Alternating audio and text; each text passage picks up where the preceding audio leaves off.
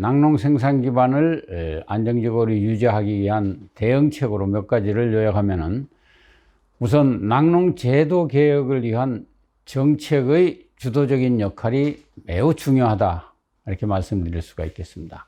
여기서 제가 제도 개선이 아니고 개혁이라고 하는 것은 법제적인 절차를 통해서 낙농 제도를 바꿔야 된다고 하는 의미에서 개혁이라는 표현을 쓰고 있습니다.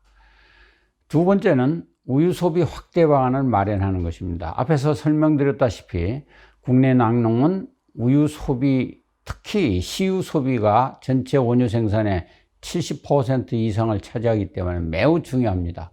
그래서 우유 소비 확대가 국내 낙농 생산 기반을 유지하는 데 매우 중요하기 때문에 어떻게 시유 소비를 확대하느냐는 것이 중요합니다.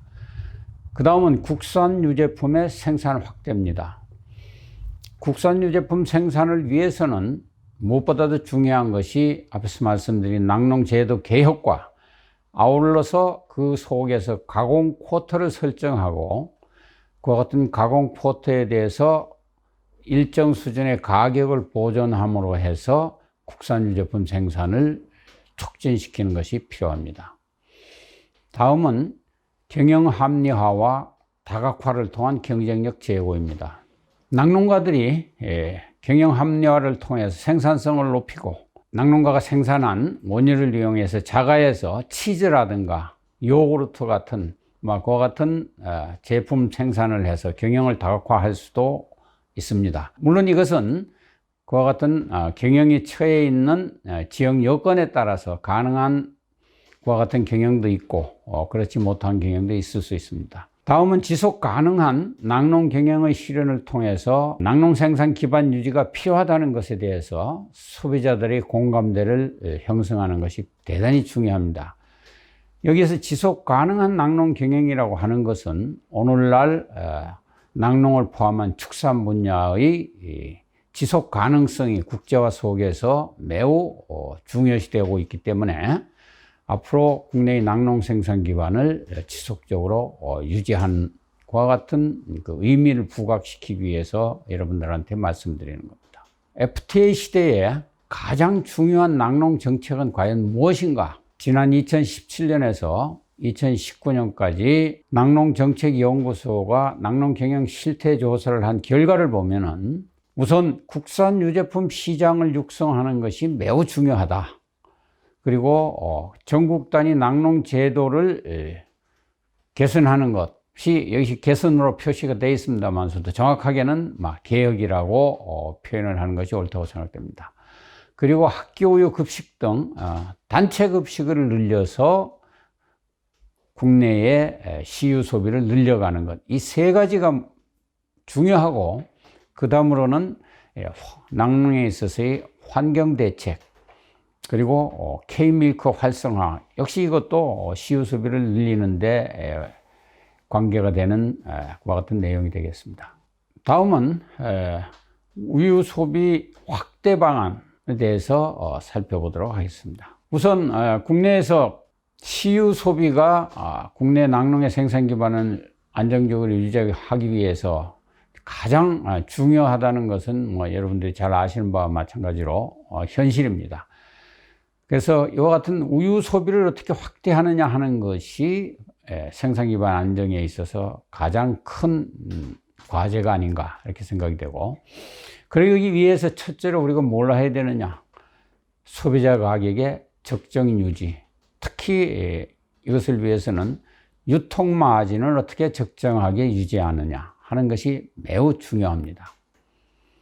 유통 마진이 지나치게 커서 소비자 가격이 높아지게 되면 시유 소비가 거의 자유화된 상황에서 국내산 시유 소비의 정체를 가져올 수 있다는 점에서 소비자 가격을 적정 유지하기 위한 노력이 매우 중요합니다.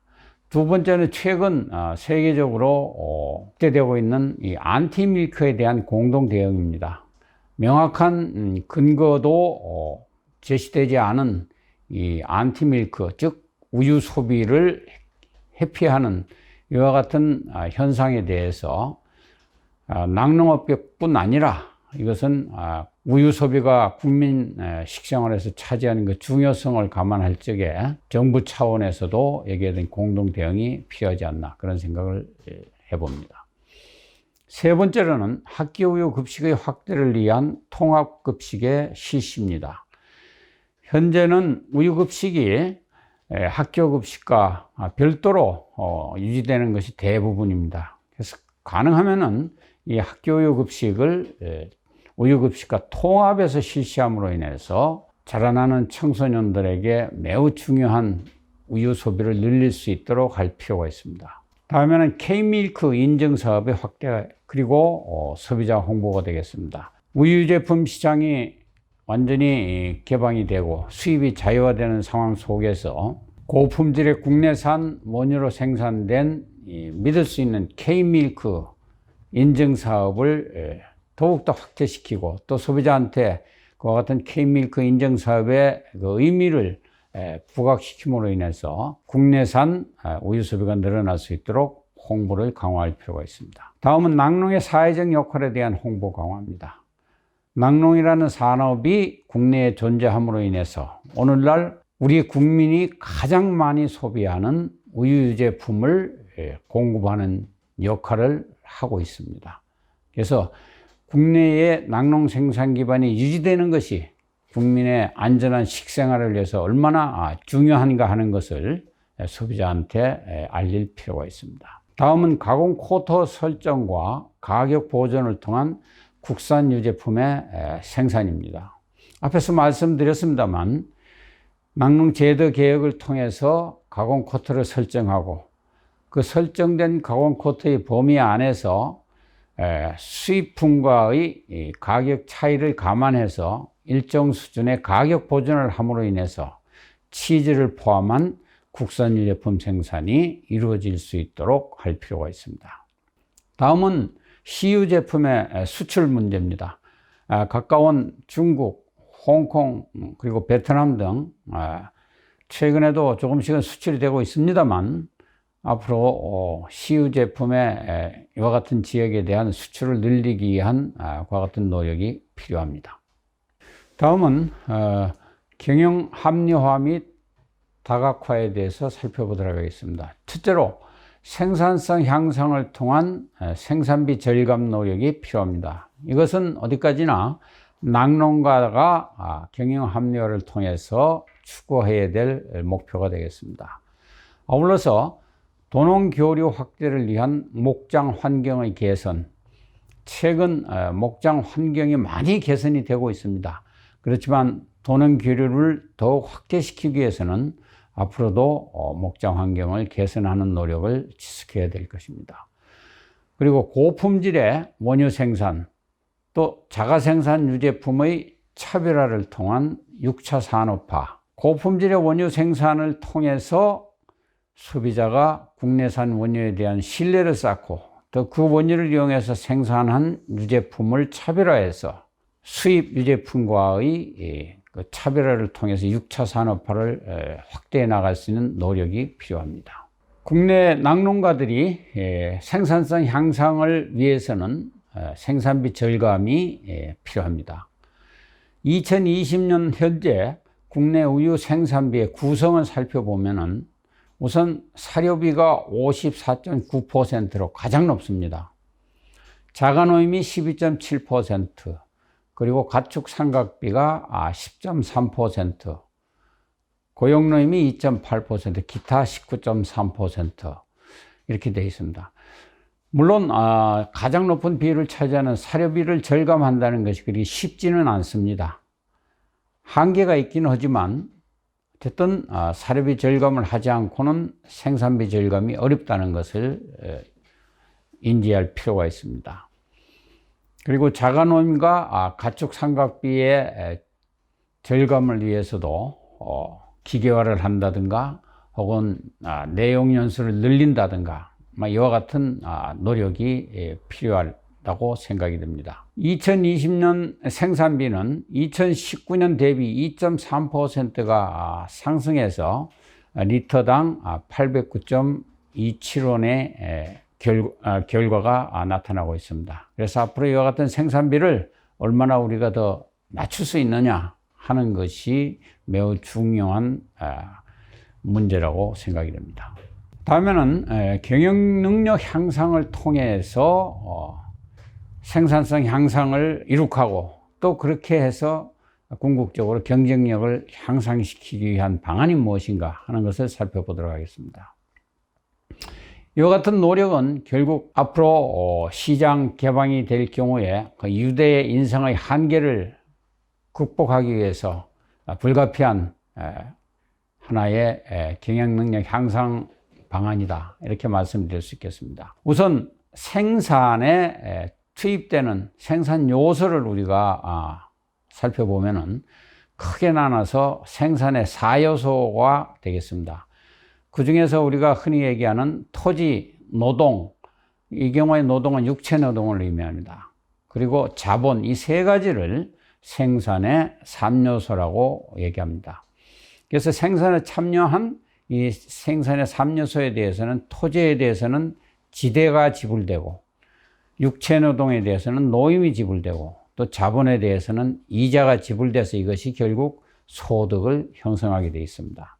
그런데 제4요소인 경영능력, 다시 말해서 정신노동에 대한 보수로서는 이윤이 주어지게 되는 겁니다. 그래서 여러분들이 단순한 소득을 넘어서 이윤을 확대하기 위해서는 경영능력을 향상시키지 않으면은 이윤 확대가 어렵다 하는 것을 알 수 있습니다. 다음에는 유엔이 2015년에 발표한 지속 가능한 발전 목표와 또 낙농의 연관성에 대해서 잠시 살펴보도록 하겠습니다.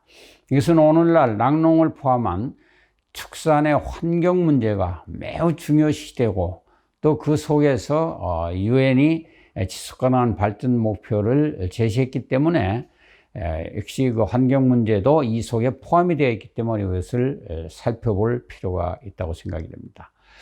여기서 얘기하는 지속 가능한 발전 목표는 2015년에 유엔이 채택한 목표로서 전부 17개 목표에 해당이 되게 되겠습니다. 그러면은 낙농 유업과 유엔이 발표한 지속 가능한 발전 목표와의 관계에 대해서 어떤 관계가 있는지를 살펴보면은 2016년 로텔담 선언을 통해서 세계 낙농 총회 IDF는 세계 낙농 총회에서 낙농 부문이 이 지속 가능한 발전 목표에 협조하기 위해서 어떤 목표를 세우고 그것을 추구해야 되는가를 선언한 바가 있습니다. 그것을 이른바 로텔담 선언이라고 하는데, 그 첫 번째는 사회, 경제, 환경, 그리고 건강을 배려한 지속 가능한 낙농 유업을 위한 통합적 대응 방안이 필요하다. 그리고 두 번째는 낙농의 가족 경영, 소규모 경영, 그리고 방목 경영의 요구에 대해서 관심을 가질 필요가 있다. 그리고 세 번째로는 낙농 유업에 의한 지속 가능한 대처 방안을 촉진하기 위한 방법과 지침을 설정하고 그것을 도입해서 보급을 위한 노력을 할 필요가 있다. 그리고 네 번째로 지속 가능한 대응 방안을 지원하기 위해서 체제를 정비하고 또 그와 같은 체제를 실행하기 위한 환경을 조성할 필요가 있다, 이렇게 제시했고, 다섯 번째는 낙농 유업에 의한 대응의 지속 가능성에 대한 평가 및 보고의 필요성을 제안했습니다.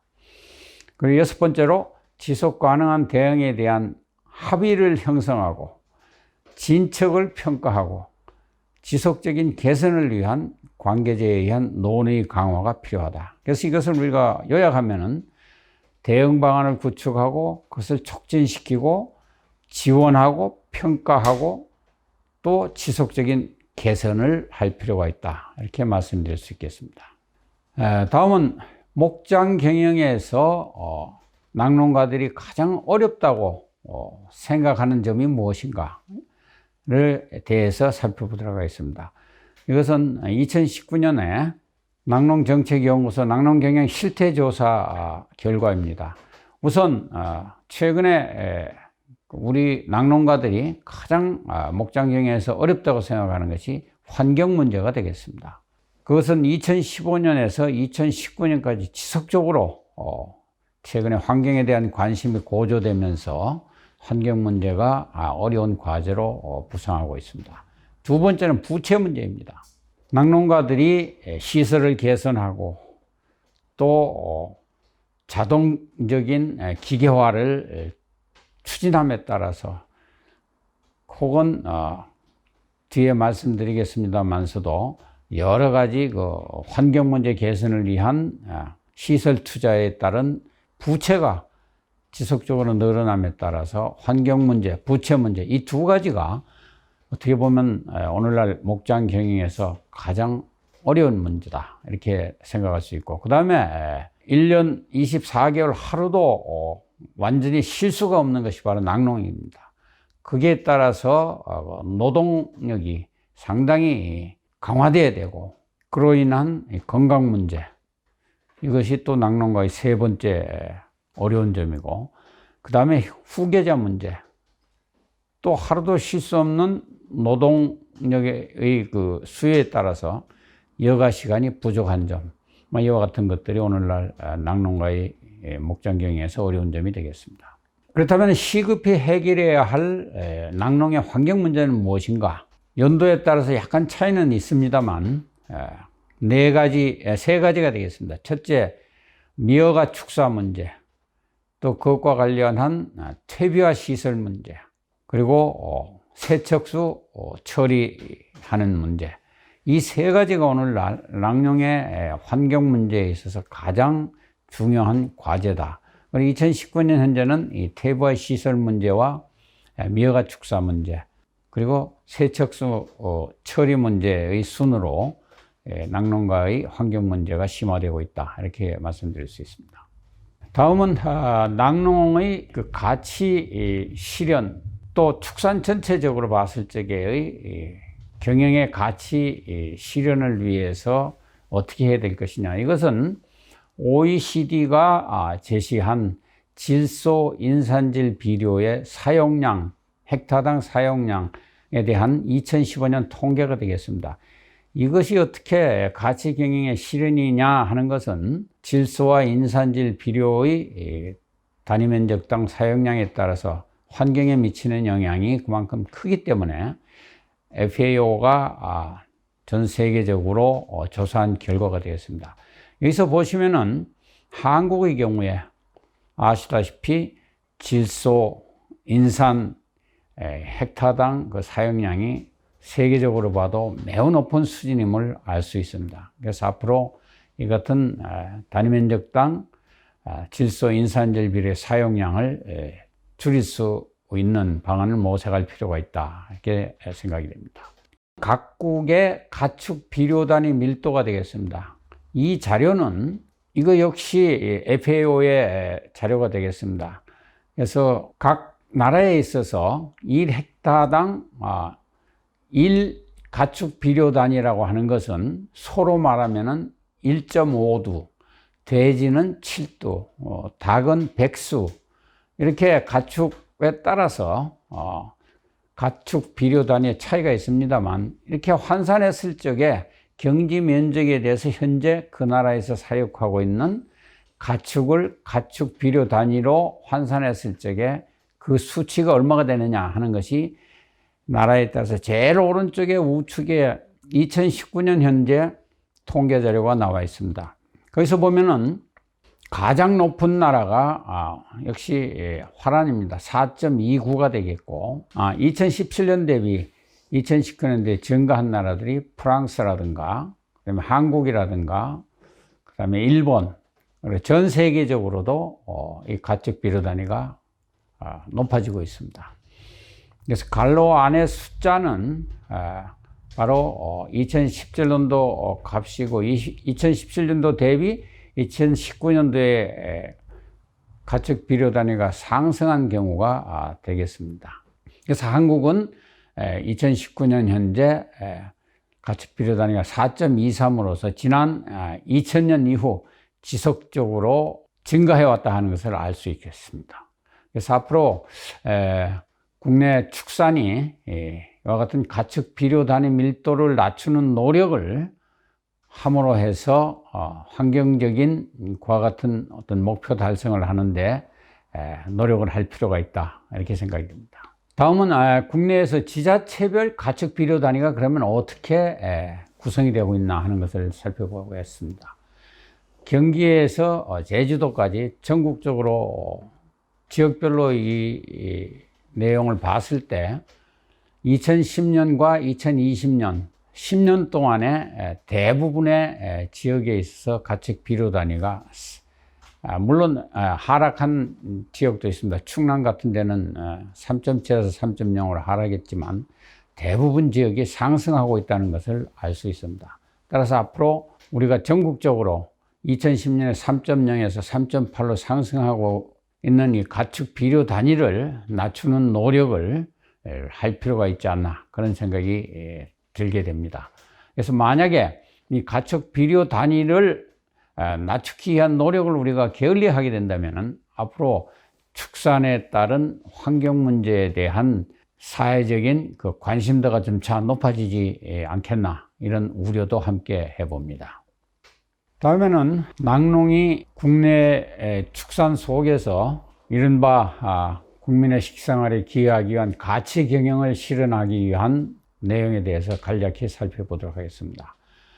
그러기 위해서는 우선 건강한 토지를 조성하고 거기에서 우량한 목초를 재배해서 양질의 우유를 생산해서 국민의 건강에 기여한다. 건토, 양초, 양질, 건민, 이것이 어떻게 보면은 앞으로 우리 국내 낙농이 가치 경영의 실현을 위해서 추구해야 될 목표라고 생각됩니다. 좀 더 구체적으로 살펴보면은 경영 능력 향상과 자동화를 통한 생산성 향상, 그리고 두 번째는 지역 복합 경영 체계의 확립을 통해서 물질 순환형 지속 가능한 낙농 경영을 실현함으로 해서 경정 부문과 축산 부문의 연계를 통한 지속 가능한 발전 목표를 실현하는 것이 대단히 중요합니다.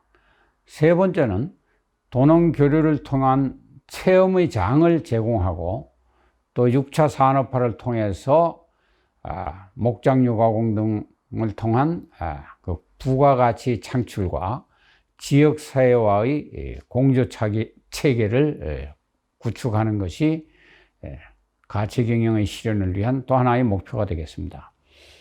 마지막으로 앞으로 우리 낙농은 규모를 확대하는 것도 중요하지만 부부 노동 중심의 즐거운 농업, 즉 낙농을 위한 경영 체계를 확립하는 노력을 지속해 나가야 되겠습니다. 끝으로 국내 낙농 경영이 이 국제화 시대에 어떻게 생산 기반을 유지해 나갈 것인가, 그러기 위해서 우리가 지금 무엇을 해야 될 것인가에 대해서 세 가지로 요약해서 말씀드리겠습니다. 이 얘기는 중국의 고전 춘추 좌시전에 나오는 얘기입니다.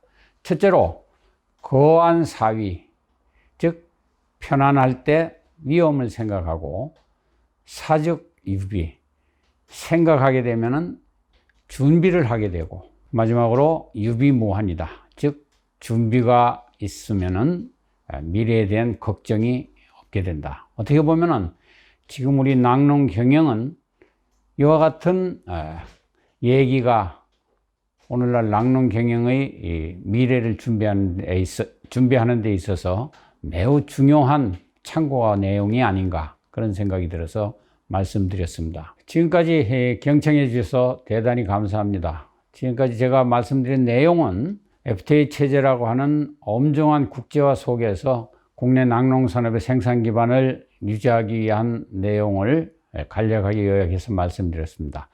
여러분들한테 낙농 경영을 유지하는 데 참고가 되었으면 합니다. 이상입니다. 감사합니다. K 밀크